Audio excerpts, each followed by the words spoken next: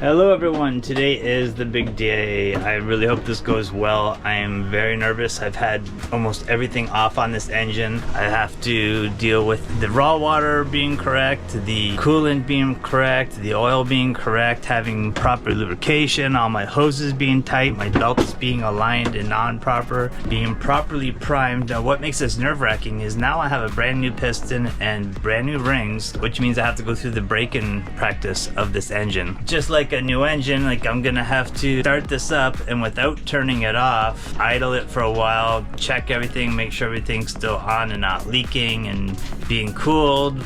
Raw water is flowing. I have to make sure everything's functional, and then I have to put a load on it, and then I'm gonna have to run it. I'm gonna have to run our water maker because that's what the load is for this, because our batteries will charge very quickly because of our solar's already on. I have to put a load on it, and then I have to run it for like maybe an hour under load with the water maker. So I haven't used our water maker now in like nearly a year. So all these things, all these little puzzle pieces have to go together to make this work properly. And I'm nervous. I am definitely nervous because so many things could go wrong.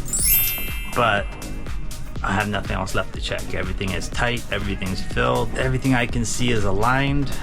So we're gonna go ahead and start it up. I'm gonna get Mary outside so she can make sure that there's raw water leaving the boat, so I know the cooling's working, because one of the last things I noticed, just turning it over by hand, I think I mentioned it in the video, that it was making a scrunching noise. So I opened up the raw water pump and the impellers were falling apart. So if that had been a problem today, I would have had to shut the engine down mid break-in, which is bad because then you can get glazing on your cylinder walls. Everything just has to go right today. If I get a little leak, I can muscle through it, I can tighten things, I can fill things, but I have to be able to keep this engine running so I can properly break it in. Yeah, let's get started. There's nothing else left I can check. So first thing I gotta do here is turn on our generator's power cutoff, which is that way. There we go. That is to kill the power to the generator so that I'm able to work on it, and luckily we installed that when we rewired this boat. First gonna turn this on, and I gotta let the fluids run through it. So that is the priming pump right now, and this thing is bone dry. So I'm gonna run that to make sure that fluids running through it and getting out any air bubbles, because any air pockets will prevent it from starting up. Now it's a self-priming system because of the lift pump, which is right here, if you can see that. Can we see that now? Yeah, we've got a lift pump right here. So this pushes fluid through it. Just gonna take a look around, make sure we don't have any leaks. You hear it changing right there. That is probably the sound of the air getting out of it. Check down in our tank right now. I should see fuel coming back inside here right now. All right, let's give this a try. On preheat and start.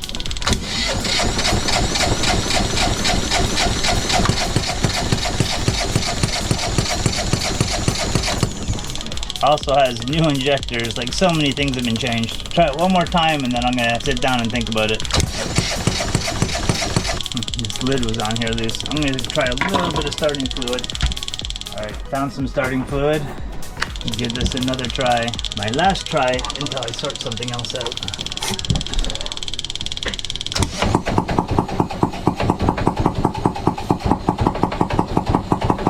Well, it might just be that everything hasn't seated properly. Let's put the blower on because I'm using starting fluid.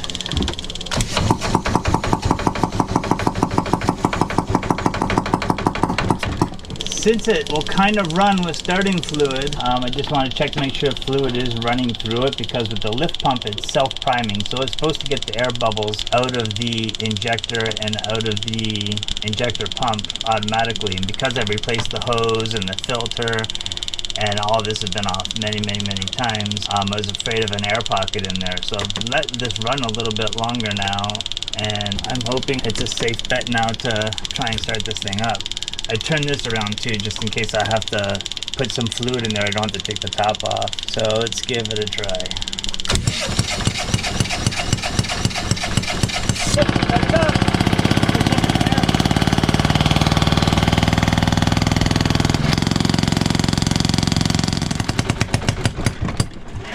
Water was coming out? Yeah. Okay, I stopped it because I'm getting a shot of air instead of taking it out of the intake. All right, everybody, I've done some deep digging into this engine, and because I had to break it free.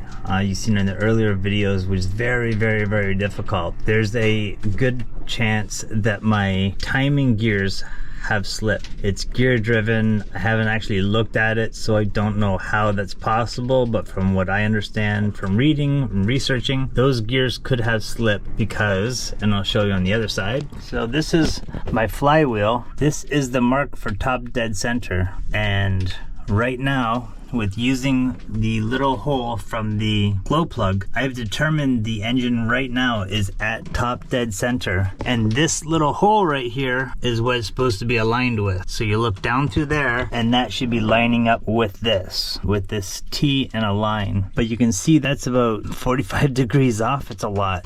That's almost 45 degrees off. Now I'm worried about taking these next steps, because there is a lot to remove. I have to remove everything on that side of the engine, and I have to remove the fuel injector, and I'm also going to have to do a retiming on the fuel injector once I've established that the engine is firing properly. Now I've looked at the flywheel again, and there's supposed to be an F for when it's firing, but I don't see an F. There's some numbers marked. There's some numbers right here that say 22 and 20 with dashes in between it. I think that might be for the injector, but I don't see any other markings on here. Well, let's just rotate it and see. Yeah, I'm right back here, the T again.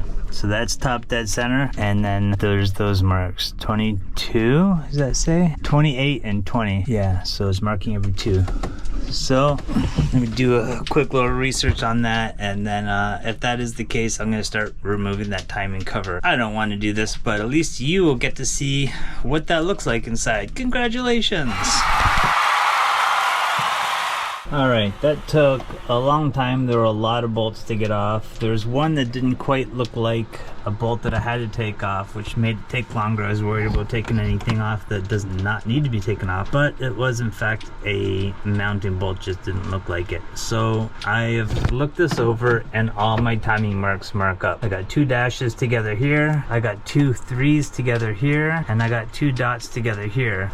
These are the counterweights. I don't know why they do it this way, but one mark is at the very top and one is at the very bottom. Without anything to go by, I'm gonna have to assume that's right, because these mark up, just the outer ones are opposite of each other. So there must be some reason for that. I don't have to worry about the timing on the injector, because that is right on here, and that lines up here. That is going to fire at the right time. Yeah, I'm not too sure what else to look at here. This thing rotates counterclockwise. So on this side, that side is going this way. This side would be clockwise, so it would be going this way. So this right here must be the firing side of the injector pump, and then it tapers off. It's weird. I would have thought the other way around, but according to this manual, I mean, I've never stood on the other side like watching for which way it turns, but the manual says it's counterclockwise from the flywheel, which is kind of the opposite of what I thought it would be. Needless to say, I don't see anything wrong here, but I did clean up some goop that was down here, likely from the seizing of the engine and getting the salt in there, and from age. So I've cleaned that up. I'm going to do a little bit more wipe down, and then I'm just going to put this back together and try to find out what else is wrong. I might have to take the head back off and take it to Santiago and see if they can test it, those valves are sealing, because I'm running out of options here. Hello everybody. Today has been a major learning curve. I've actually had to think about this for days now. I don't know why it didn't occur to me, but I'm pretty sure now I put the piston on 180 degrees off. Here's a crude animation to show what I figured out. Now, when I was doing this, I was thinking of the piston basically like this. If the flywheel is pointing forward, the piston's at the top, that can't change then if the flywheel is pointed back and the piston is at the bottom. So no matter how I put that piston on, it's always going to be in line with where it attaches to the crankshaft. It's either going to attach to the crankshaft at the front and be at the top, or it's going to be attached at the bottom and be at the bottom. What I've come to realize is that these are always rotating this way. Right? If they're always rotating this way, if I installed this piston at the top and the piston position is in the middle and it's rotating this way, that is going to be on a compression stroke. But if the crankshaft was in the bottom position and the piston is still in the middle and it's rotating this way, that can be on either like an intake stroke. So that would mean the piston is going back, and in this one the piston is going forward. So because I didn't line up the timing properly, if I first took it off while it was at the top, and then when I was putting it on, if that had rotated and I bolted it on at the bottom without lining up the timing marks, it looks the same. The piston is in the middle and the crankshaft reaches it, but if it's pulling or pushing is going to change everything, because what happened when I started it up, it would still run. I don't know how it was running, but air would shoot out the intake. So the engine was like 180 degrees off, causing air or exhaust to shoot out the intake. And I turned it off after about 5 seconds maybe. I'm gonna have to watch the footage to see exactly how long that was. So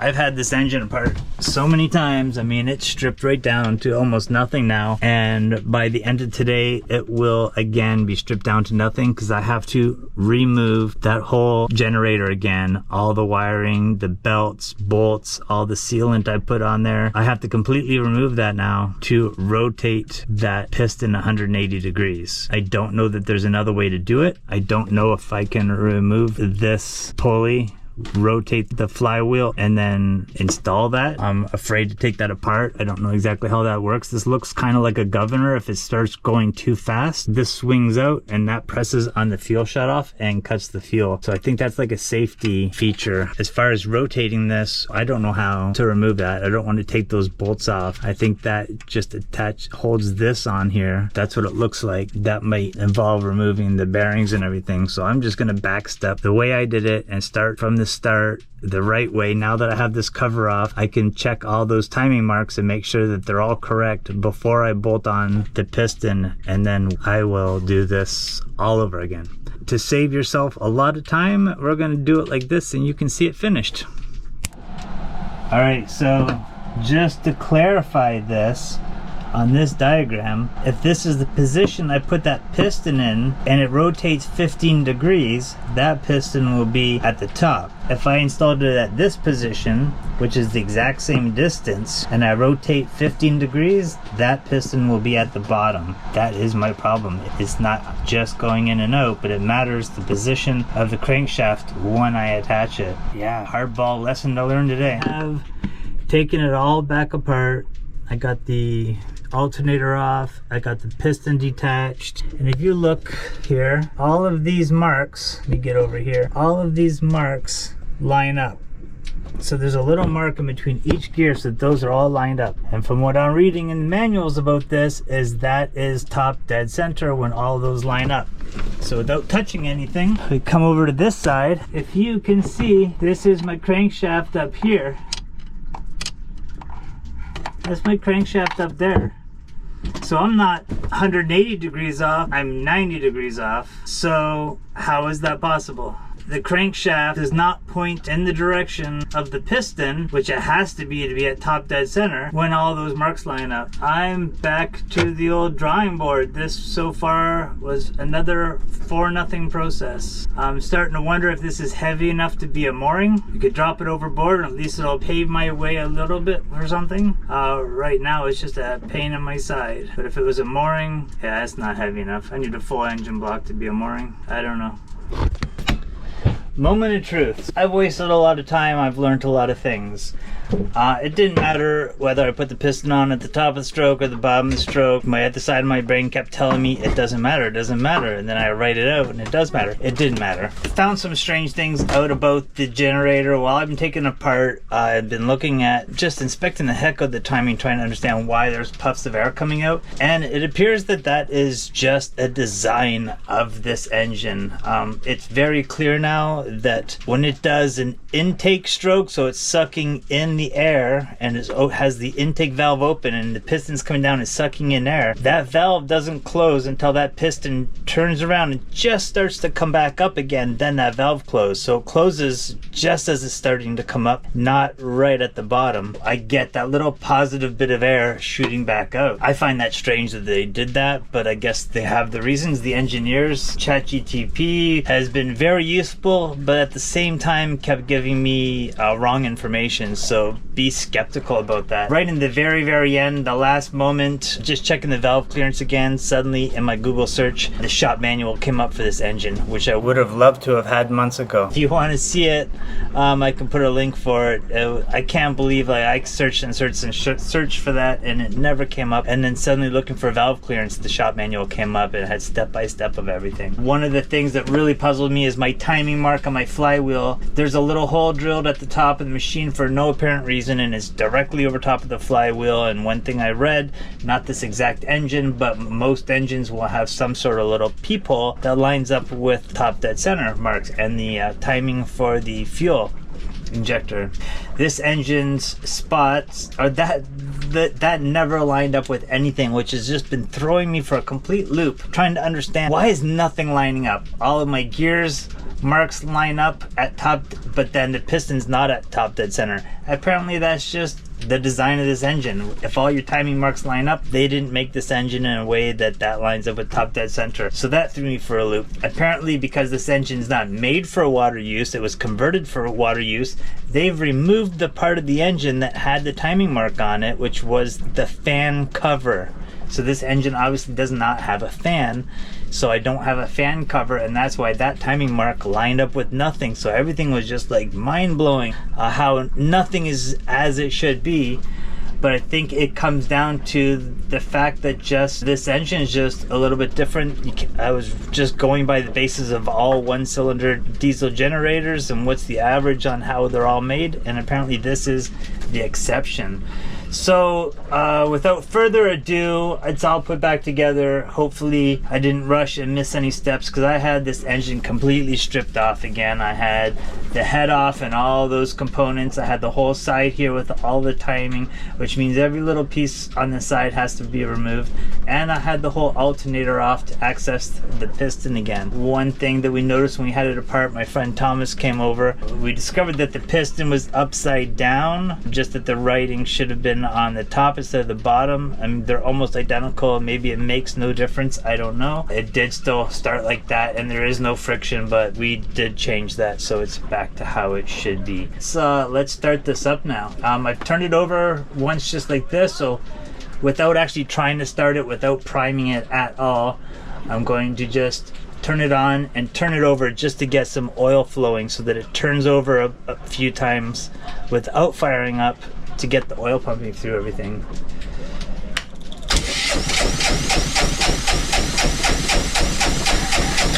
Alright, so now I'm just gonna let the fuel prime now. It's got to get all those little bubbles out of the fuel system. Obviously the injectors on these, they can't have any air in there because air compresses very easily, so you don't get that pressure. You can hear the sound changing right now. That's it, getting rid of air bubbles.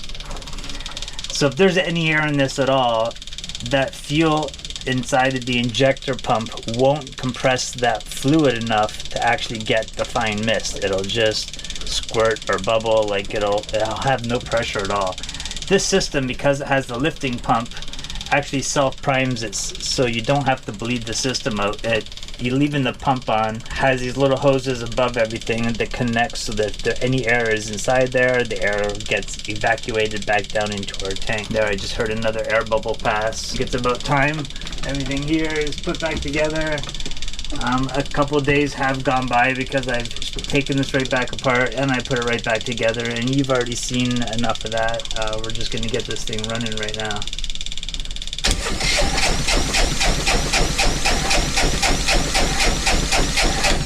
Almost, yeah. I think maybe I'll just give it a little shot of the starting fluid. I don't want to give too much of this because it's not great for the rings. Oh, see, I just heard another air pocket. Another air bubble went by. Maybe I'll start it without this. I don't like to use this stuff. It's not great for engines. There it is! Woo! Barely shooting any air out anymore. I don't know what's different, but it's not shooting the air out like it was before. Do we have water coming out? Yeah? Alright. I'm going to call this fixed. Thanks so much for watching. We'll see you next Sunday. Don't forget to like, subscribe, and I hope you learned something from this.